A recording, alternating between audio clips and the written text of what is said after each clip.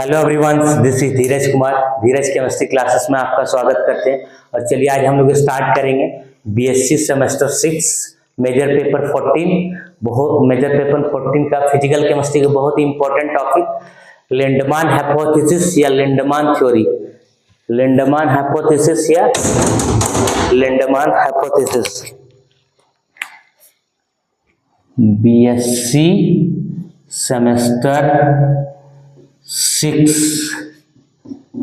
Semester 6 का बहुत important topic start करेंगे अभी। क्या सर?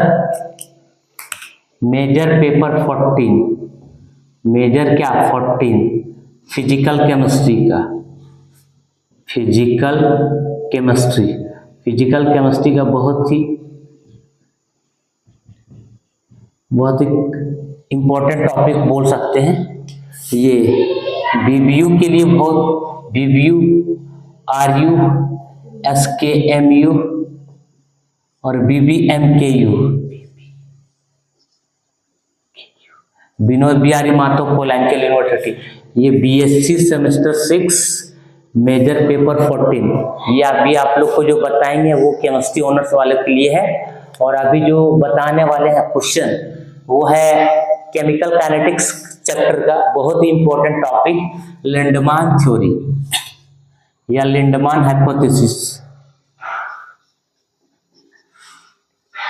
लिंडमान हाइपोथेसिस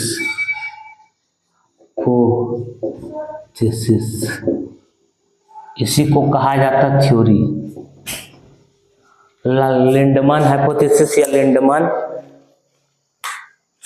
इसको आप लिंडमान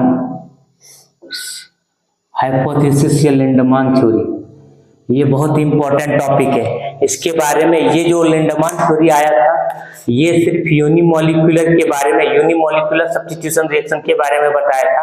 आपको पता होना चाहिए कि यूनिमोलिकुलर होता है, एक बायमोलिकुलर रिएक्शन होता है। यूनिमोलिकुलर रिएक्शन मतलब क्या? तो सर वो सिर्फ किसी भी केमिकल रिएक्शन का जो रिएक्टेंट होता है वो डायरेक्टली प्रोपोर्शनल होता है।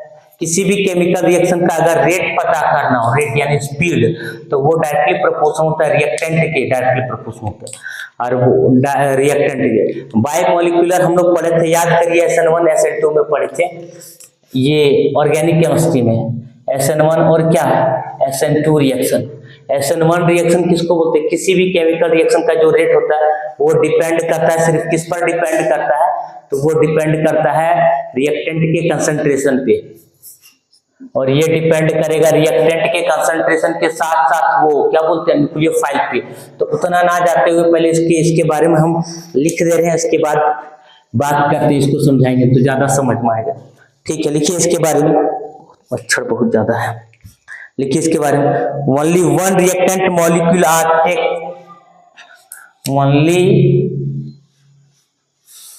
One reactant molecules are only one reactant molecule takes only one reactant molecule take part in a unimolecular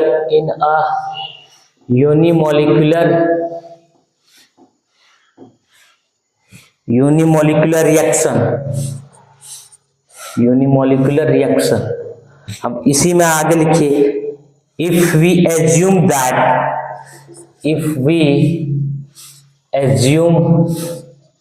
that मतलब ओनली वन रिएक्टेंट मॉलिक्यूल जो होता है किसी भी केमिकल रिएक्शन में पार्ट करता है उसको unimolecular reaction. If we assume that, अगर हम लोग एज्यूम करते हैं the reactant molecules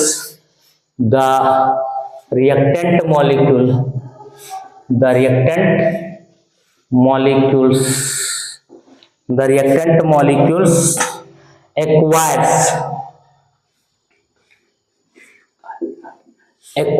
the reactant molecule acquires that acquire the reactant molecules acquires the activation energy, the activation energy in such a reaction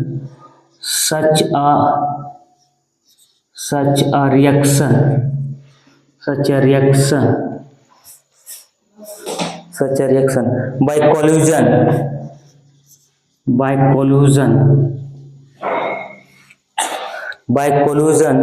with other reactant molecule,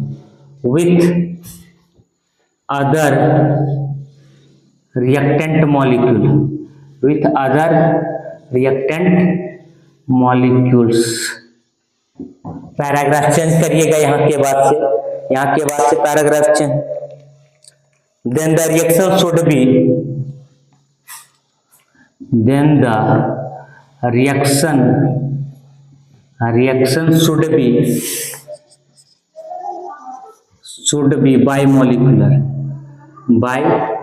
bimolecular. Then the reaction should be bimolecular. इसके बाद आप लिखिएगा and it should follow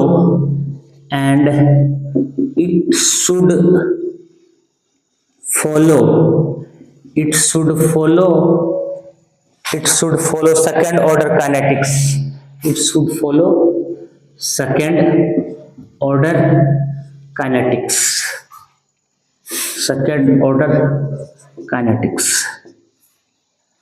या second order speed भी बोल सकते हैं। However, it is not true.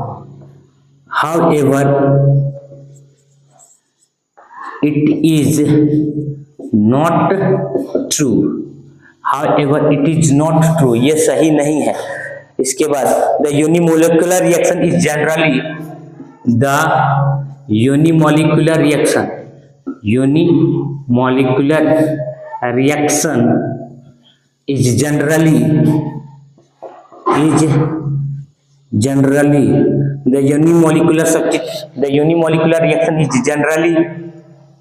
आगे लिखिए follow first order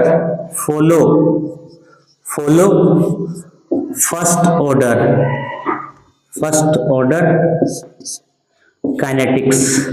first order क्या काइनेटिक्स, ये फर्स्ट ऑर्डर काइनेटिक्स को फॉलो करता है कौन, ये लिंडमान हाइपोथेसिस जो है सिर्फ फर्स्ट ऑर्डर काइनेटिक्स को फॉलो करता है।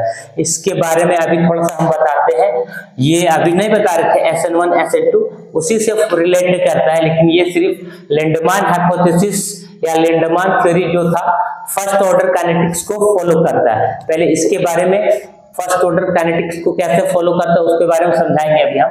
ओनली वन रिएक्टेंट मॉलिक्यूल, इसमें एक ही रिएक्टेंट मॉलिक्यूल होगा जो यूनिमोलिकुलर रिएक्शन कहलाएगा, और वो डायरेक्टली पे डिपेंड कर देगा। जैसे समझिए इधर मान लीजिए आपके पास ऐसे करके लिख रहे हैं सर ये रिएक्टेंट है और ये एरो डायरेक्ट प्रोडक्ट है, समझिए प्रोडक्ट। तो किसी भी केमिकल रिएक्शन का अगर रेट पता करना हो, रेट यानी स्पीड, तो रेट के डायरेक्टली प्रोपोर्शनल में होता है रिएक्टेंट कंसंट्रेशन। रिएक्टेंट और ये ब्रैकेट जो पढ़ते हैं इसको पढ़ते हैं कंसंट्रेशन। रेट के लिए आर, इसका साइन हटाएंगे तो के, और रिएक्टेंट के लिए आर। यहाँ तक तो समझ में आ रहा होगा। तो सर यहाँ देखिए रिएक्टेंट के अलावा कुछ है क्या, कहने का मतलब इसी का एग्जांपल हम बता रहे हैं। अगर यहाँ रहता 2NH3 समझिएगा, यहाँ और N2 + 3H2 ऐसे करके, तो या इस केमिकल रिएक्शन का अगर रेट पता करना चाह रहे हैं तो रेट कैसे निकालिएगा इसका, तो सर रेट के डायरेक्टली प्रोपोर्शनल होता है रिएक्टेंट का कंसंट्रेशन। रिएक्टेंट का कंसंट्रेशन में NH3, और किसी भी केमिकल रिएक्शन के आगे जो नंबर या डिजिट रहता है उस नंबर या डिजिट को कहा जाता है कोफिशिएंट। किसी भी केमिकल रिएक्शन के आगे जो नंबर या डिजिट रहता है इस डिजिट को कहा जाता है कोफिशिएंट, और कोफिशिएंट चला जाता है पावर पे। कहां चला जाता है, पावर पे। अगर यहाँ 2 है तो 2 पावर पे, अगर यहाँ 3 रहता है तो 3 पावर पे चला जाता है। सर रेट के लिए आर, इसका साइन हटाएंगे के, और ये NH3 का NH3, और यहाँ कुछ नहीं तो यहाँ 2, मतलब ये ऐसे करके। अगर मान लीजिए सर हम यहाँ ऐसे करके एग्जांपल ले रहे हैं, सपोज दैट HCl 2HCl तो H2 प्लस Cl2। इस केमिकल रिएक्शन का अगर रेट पता करोगे तो यहां देखिए ये कितना ऑर्डर काइनेटिक्स हो जाएगा, यहाँ कितना ऑर्डर काइनेटिक्स है 2, ये सेकेंड ऑर्डर काइनेटिक्स मतलब सेकेंड ऑर्डर रिएक्शन है। लेकिन ये जो फॉलो करता है लिंडमान हाइपोथेसिस सिर्फ फर्स्ट ऑर्डर काइनेटिक्स यानी फर्स्ट ऑर्डर रिएक्शन इसमें होगा। तो इसका फर्स्ट ऑर्डर का एग्जांपल इस टाइप का एग्जांपल दीजिए जो फर्स्ट ऑर्डर को सुटेबल करे। तो फर्स्ट ऑर्डर में मान लीजिए कि सर हम ए बना रहे हैं और यहाँ बी, डायरेक्ट ए बी मान लेते हैं कोई रिएक्शन है, ये रेट के डायरेक्टली प्रोपोर्शनल में होगा। ए का कंसंट्रेशन इसका पावर में इसके इस केमिकल किसी भी केमिकल रिएक्शन के आगे जो नंबर या डिजिट रहता है उसको कोफिशिएंट, तो इसके आगे कुछ नहीं तो 1। सर आर का आर इसका साइन हटाएंगे के, ए का पावर 1। सर ये हो गया फर्स्ट ऑर्डर काइनेटिक्स, ये हो गया फर्स्ट ऑर्डर काइनेटिक्स जो लिंडमान हाइपोथेसिस फॉलो करता है, जबकि सेकंड ऑर्डर काइनेटिक्स इसको फॉलो नहीं करता। कौन? Lindeman theory. अब इसके बारे में थोड़ा सा और डिटेल की बात करेंगे तो अभी थोड़ा सा और आगे बता ही देंगे। इसको पहले आप लोग लिख लीजिए। चलिए ठीक,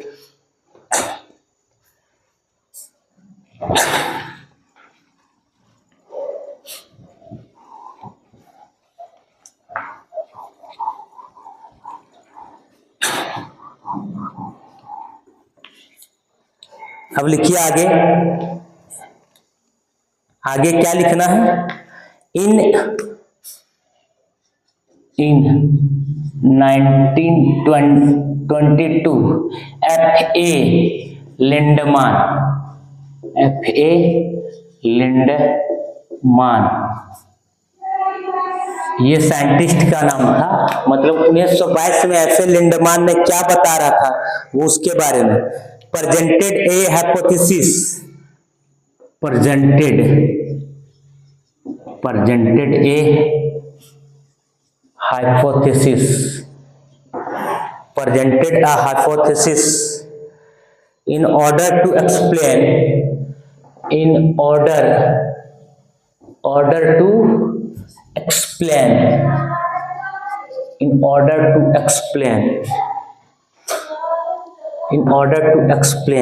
explain के बाद आगे लिखिएगा in order to explain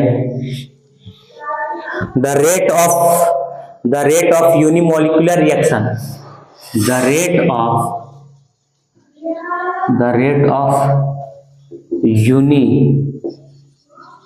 unimolecular reaction,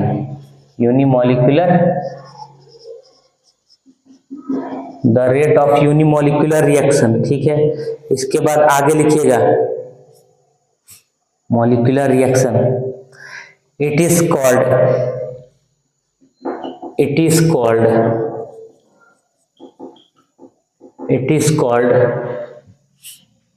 Lindemann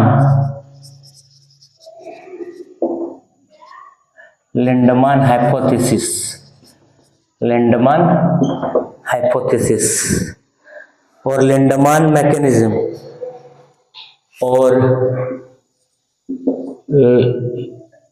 Lindemann mechanism theory। अब आगे इसके बाद लिखिएगा, डायरेक्ट पोस्टुलेट भी कर सकते हैं। According to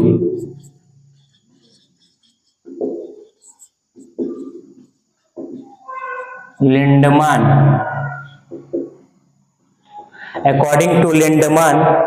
hypothesis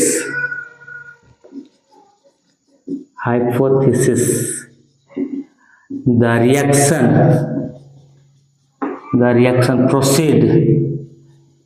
reaction proceed through the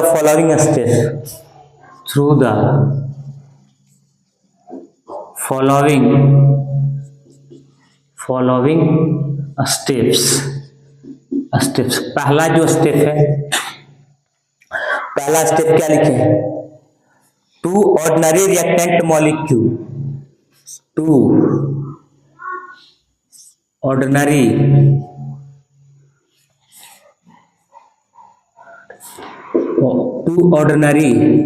reactant molecule two ordinary reactant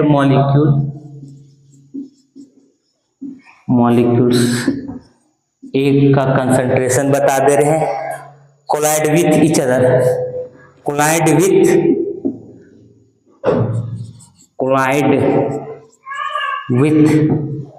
each other, collide with each other.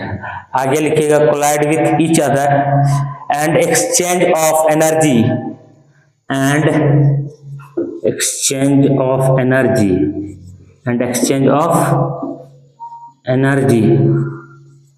takes place, and exchange of energy takes place between them,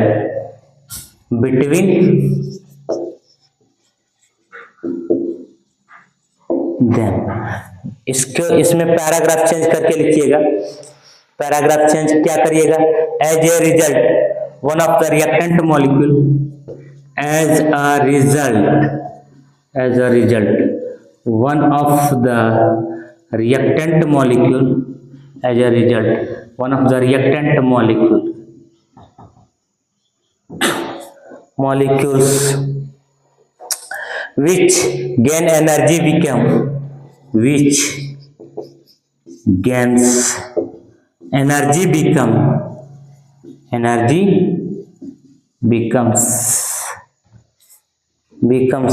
activated।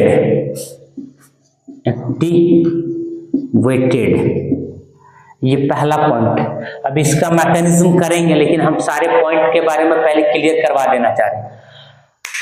Direct हम बोलेंगे कि sir Lindeman जो theory आया था unimolecular substitution reaction के लिए, जिसको Lindeman hypothesis या लिंडमान मैकेनिज्म भी कहा जाता है, इसका मैकेनिज्म के बारे में हम लोग एक्सप्लेन करेंगे। इसमें पहला जो पॉइंट कहा गया है, टू ऑर्डिनरी रिएक्टेंट मॉलिक्यूल, दो ऑर्डिनरी रिएक्टेंट मॉलिक्यूल जिसको ए ही से रिप्रेजेंट करेंगे। ए इसमें कभी ए लगा देंगे, कभी ए स्टार, आगे देखिएगा। Collide with each other and exchange of energy, जब दो reactant molecule, ordinary reactant molecule आपस में कोलाइड करेगा, मतलब टक्कर करेगा, और टक्कर करने के बाद एक्सचेंज एनर्जी में उसमें उस दोनों रिएक्टेंट मॉलिक्यूल के बीच में एनर्जी का क्या करेगा, एक्सचेंज करेगा बिटवीन देम, दोनों के बीच में। As a result one of the reactant molecule, result क्या होगा, which gain energy becomes activated. एक में क्या होगा, एनर्जी गेन करेगा, एक दूसरे में लॉस करेगा, हो सकता है। आगे दूसरा पॉइंट लिखिएगा, इसको आप लोग स्क्रीनशॉट ले लीजिए, स्क्रीनशॉट ले लीजिए, ठीक।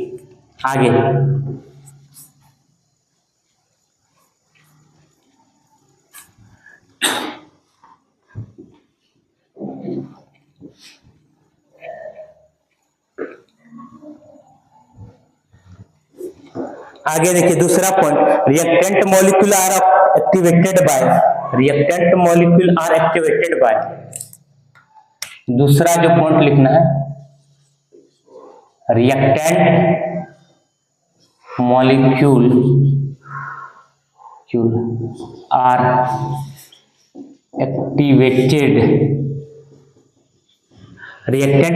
Are activated by collision with one other, collusion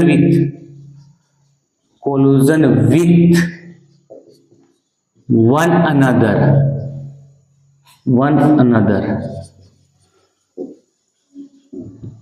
तीसरा पॉइंट लिखिए, the deactivation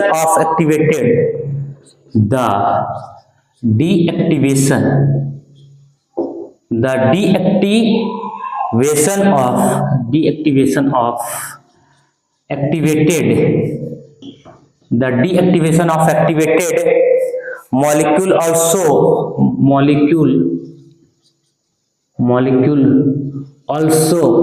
occurs। Fourth point में लिखिएगा, the concentration of activated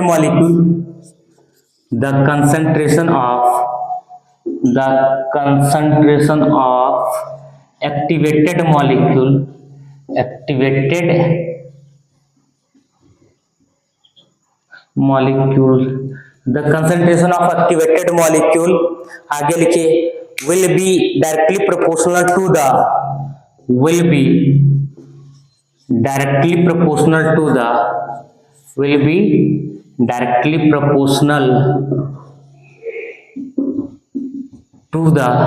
concentration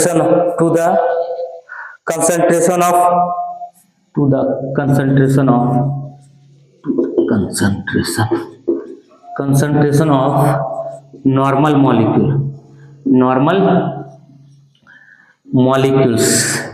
fifth number में लिख लीजिएगा, the activated reactant molecule A, the activated reactant molecule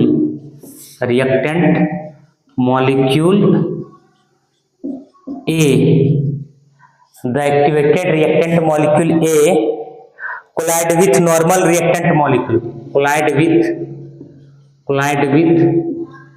normal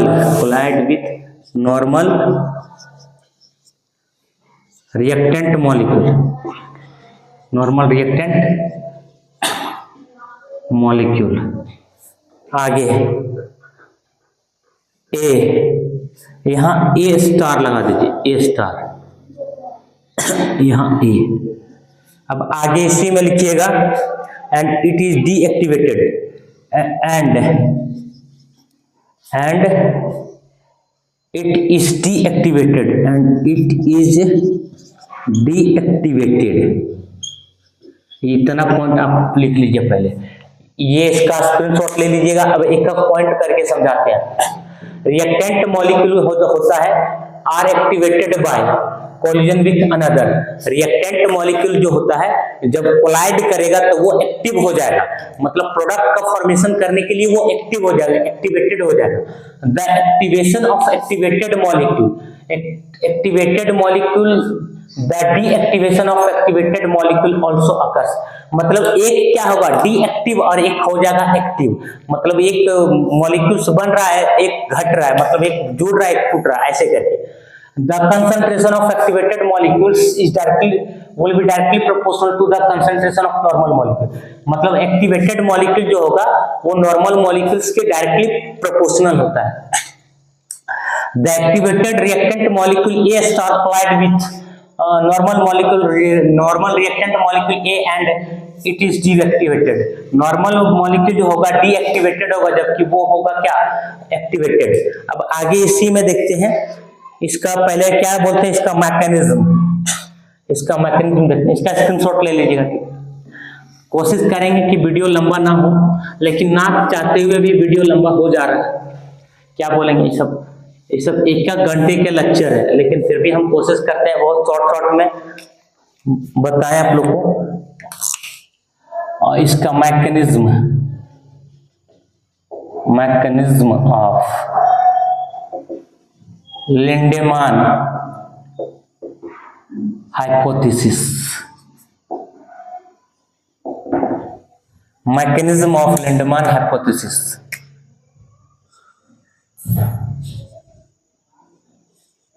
mechanism of Lindemann hypothesis, mechanism में क्या करेंगे, यहां आपको रखना पड़ेगा, समझिए ये बहुत इंपॉर्टेंट है। इसके बाद A+A एरो करके ऐसे बनाइएगा। इसके बाद आप यहाँ एक आप बना दीजिएगा फॉरवर्ड डायरेक्शन, एक बैकवर्ड डायरेक्शन। इसके बाद आगे लिखिएगा, क्या पता है, ए स्टार, फिर एरो करिएगा सर, यहाँ भी फॉरवर्ड डायरेक्शन बैकवर्ड डायरेक्शन नहीं करना, ए स्टार और यहाँ एक जगह ए बना दीजिएगा। अब इस सारे को क्या बोलेंगे, देखिएगा ऊपर में जो आपके पास रहेगा K1 इसका और K इनवर्स, इसको ए स्टार को क्या बोलते हैं, activated reactant molecule, activated complex भी बोलते हैं। ए स्टार को जस्ट बगल में जस्ट लिख दे रहे हैं, ए स्टार जो लगा है इसको एक्टिवेटेड कॉम्प्लेक्स कहा जाता है, एक्टिवेटेड कॉम्प्लेक्स। अब आगे देखिएगा, इसको इक्वेशन क्या मान लो, 1, एक्टिवेटेड कॉम्प्लेक्स, इसको इक्वेशन 1 मान लो। अब क्या करना है, ए स्टार से रिएक्शन पी जा रहा है तो डायरेक्ट K2, फॉरवर्ड डायरेक्शन की ओर जा रहा है, प्रोडक्ट बन रहा है। अब इसी में आप लिखिए आगे, लिखना क्या है, the formation of activated complex और द फॉर्मेशन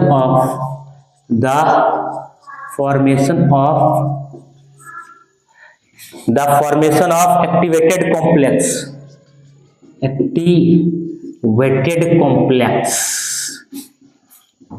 और इंटरमीडिएट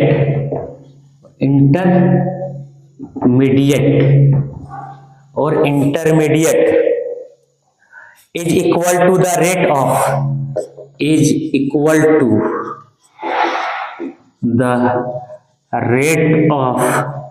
formation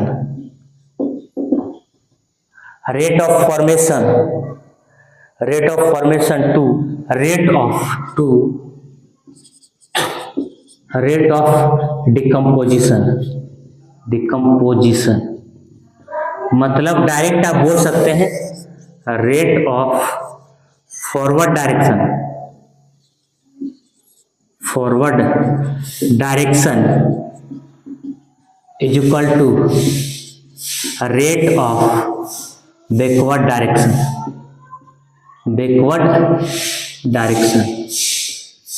फॉरवर्ड डायरेक्शन के बराबर में क्या होता है, बैकवर्ड डायरेक्शन। यहाँ डायरेक्शन लिखे हैं, लास्ट में यहाँ डायरेक्शन लिखे हैं, लिख लीजिएगा rate of forward direction.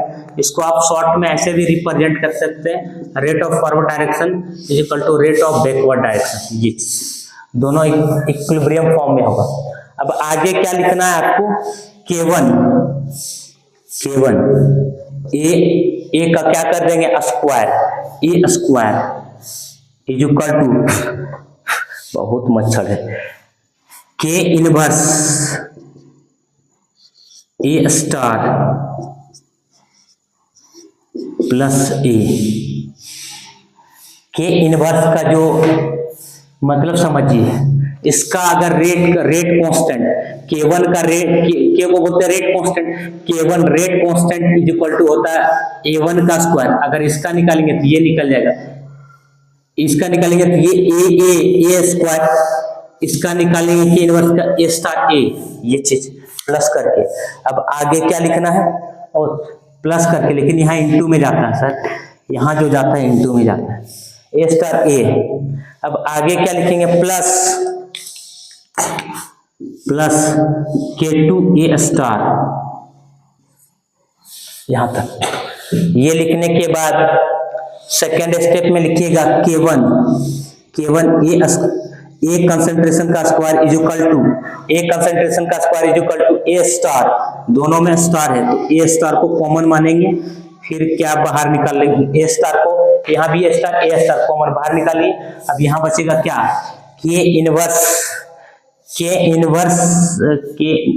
K minus 1 या K इनवर्स डॉट A1 का कंसंट्रेशन प्लस K2 का कंसंट्रेशन। ये चीज यहाँ तक तो समझ में आ गया होगा। इसके बाद आपको यहाँ से निकालना है ए स्टार निकालना, यहाँ तक जल्दी आप लोग लिख लीजिए, इसको इरेज करेंगे, लिख लिए होंगे।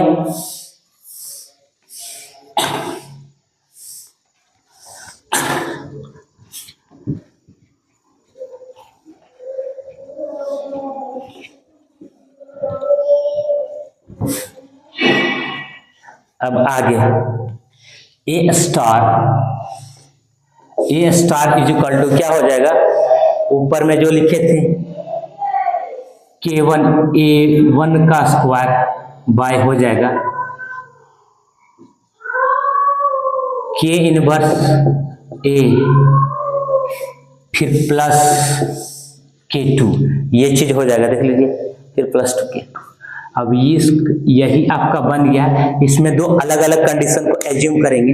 अब यहाँ लिख लेना है आपको आर रेट K2 बराबर क्या लिखना है, rate is equal to K2 A star.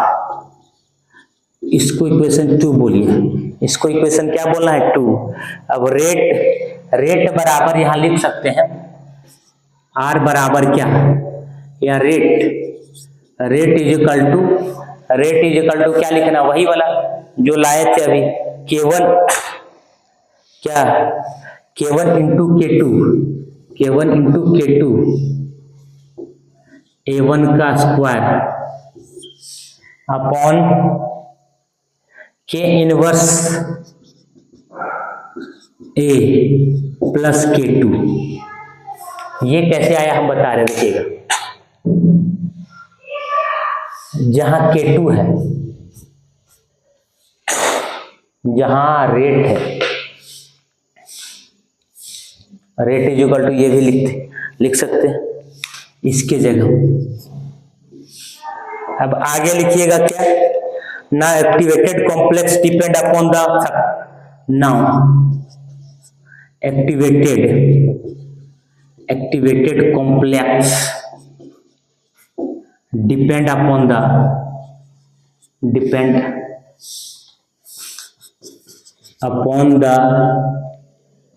Two factor, दो फैक्टर पे डिपेंड करेगा एक्टिवेटेड कॉम्प्लेक्स। एक होता है लो प्रेशर, दूसरा हाई प्रेशर। फर्स्ट में क्या लिखोगे, लो प्रेशर, और दूसरा क्या, हाई प्रेशर। दूसरा क्या लिखोगे, हाई प्रेशर। लो प्रेशर दूसरा हाई प्रेशर पर डिपेंड करेगा। कॉलेज का टाइम में हो गया, चलिए जल्दी देख लेते हैं बाबू, फिर हमको निकालना है कॉलेज। के इनवर्स ए का कंसंट्रेशन लेस देन K2। अब यहां लिखेंगे के इनवर्स ए ग्रेटर देन K2। इनमें से होगा क्या, के इनवर्स इज नेग्लिजिबल। के इनवर्स ए इज क्या, नेग्लिजिबल।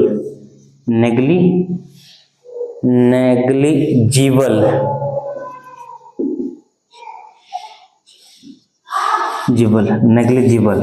और यहां हो जाएगा K2 इज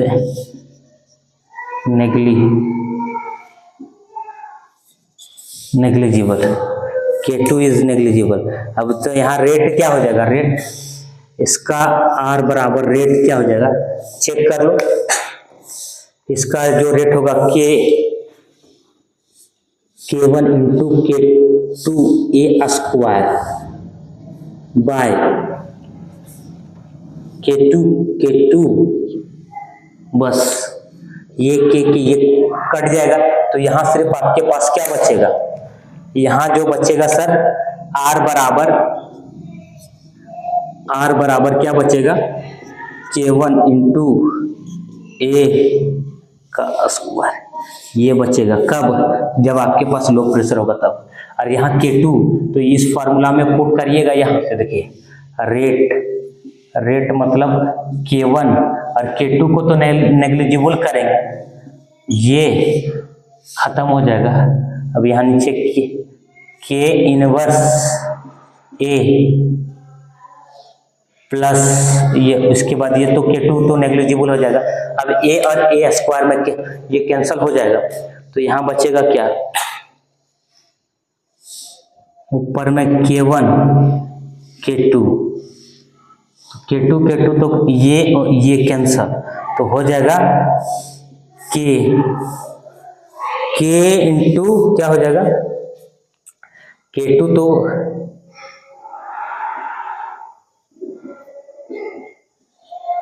ये चीज ये होगा। ये आप लोग को लगता है हमको यहीं तक है लिखना, इन प्रेशर वाले टर्म में लिखना है तो कैसे लिखेंगे, यहां तक लिख लीजिए, जल्दी स्क्रीनशॉट ले लीजिएगा। आगे बढ़ते हैं। प्रेशर वाले टर्म में अगर आप लिखते हैं तब क्या होगा, now in pressure term,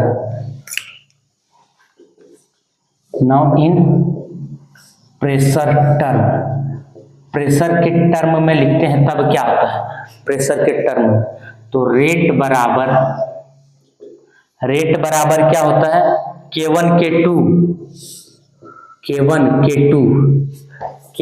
K2 इसके बाद क्या, PA upon K1 K2 PA, इसके बाद K inverse A PA plus K2, ये चीज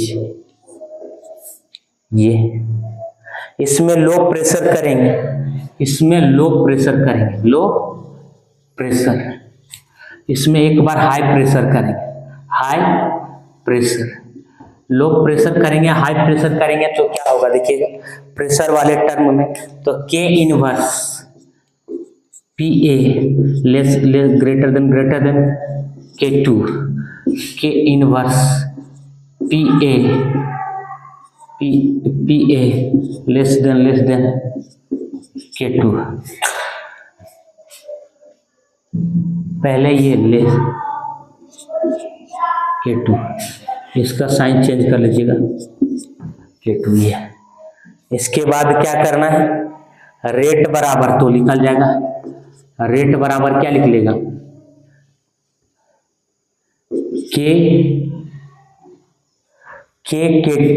K1 K2 PA अपॉन, ये तो नेग्लिजिबल हो जाएगा, तो यहां सिर्फ बचेगा K2, ये K2 कैंसल, तो ये आपका ये आंसर, यानी रेट बराबर KPA। ठीक है, अब सेकंड में क्या करेंगे, रेट बराबर लिखेंगे सर, तो यहां से देखिए K2 अगर नेग्लिजिबल हो जाएगा तो यहाँ K1 और PA बचेगा, अब यहां से ये खत्म, तो K इनवर्स PA और ये PA कैंसल, तो रेट बराबर K इनवर्स, ये चीज है।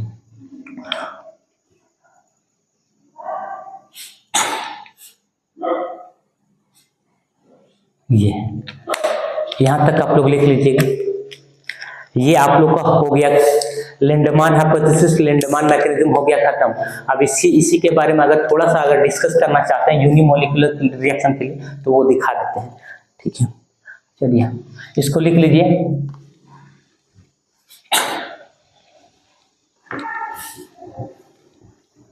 याद करिए यूनिमोलिकुलर, जैसे मान लीजिए ये RX है अल्काइल हैलाइड, आप लोग SN1 और SN2 पढ़े थे, याद करिए SN2, इसी में से आप SN1 को यूनिमोलिकुलर सब्स्टिट्यूशन रिएक्शन कहा जाता है, SN2 को बाइमोलिकुलर सब्स्टिट्यूशन रिएक्शन कहा जाता है। यहाँ डायरेक्ट ये RX हुआ करता था, और यहाँ RX alkyl halide plus nucleophile arrow करके RNU प्लस X माइनस, ये चीज ये हुआ करता था, समझिएगा। अब यहाँ से अगर हम बता रहे हैं किसी भी केमिकल रिएक्शन का अगर रेट पता करना हो तो रेट के डायरेक्टली प्रोपोर्शनल होता है रिएक्टेंट अल्काइल हैलाइड का कंसंट्रेशन, ये चीज। इसको यूनिमोलिकुलर रिएक्शन, इसके आगे कुछ नहीं तो 1 है, तो इसका order of reaction first order kinetics है। ये किसी भी केमिकल रिएक्शन का अगर रेट पता करना हो तो रेट के डायरेक्टली प्रोपोर्शनल में होता है रिएक्टेंट अल्काइल हैलाइड का कंसंट्रेशन और क्या न्यूक्लियोफाइल का कंसंट्रेशन।